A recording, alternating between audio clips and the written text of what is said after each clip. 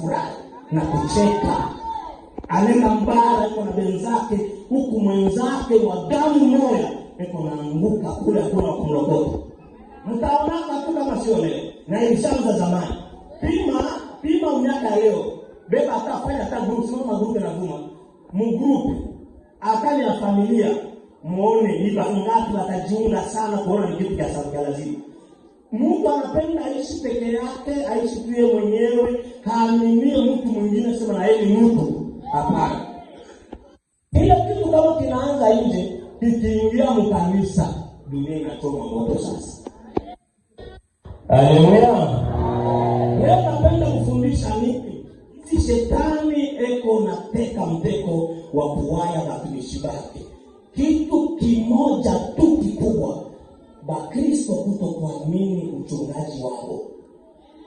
Mkristo kama hayaamini mchungaji wake sawa sawa na kuamini Mungu na kuamini mchungaji wake, ule mtu hafanikiwi. Ndio tafikisha kwa makanisa mingi banaomba sana majibu kidogo. Banafunga sana majibu kidogo. Sio dhambi. Dhambi haifungake muujiza. Dawa ya dhambi ni muujiza. Muujiza hata Mungu anatoka mkuuana hapa. Muujiza anapokea.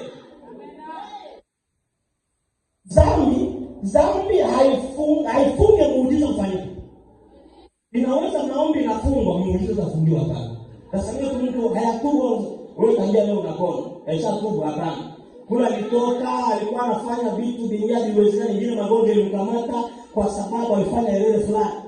Lakini akafika fasi penye kwamba hayamtubisha, hayamwambia pili, hayamwambia chochote kufanya kwa baba yake, lakini amesema tangia leo unakuwa mzima na anapona.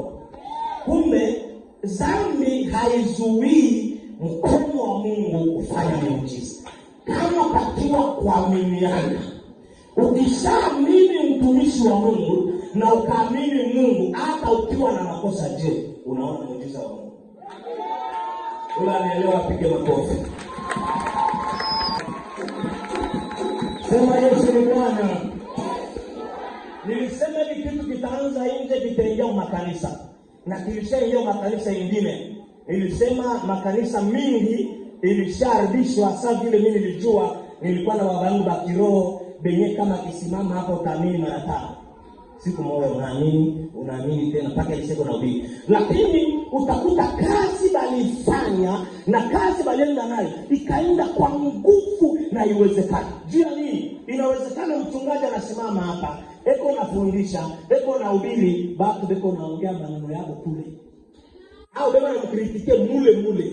Hii mambo anasema nini? Juu aliniona, juu nilifanya fulani. Moderateur kuna moderate. Bado beko na mkritike kule. Haba muone kusema huyu ni mpako wa mafuta mwenye kustahili kutuongoza. Na kama bado banatosha kumwamini vile, ile ibada inaenda zero. Kanielewa kweli? Okay.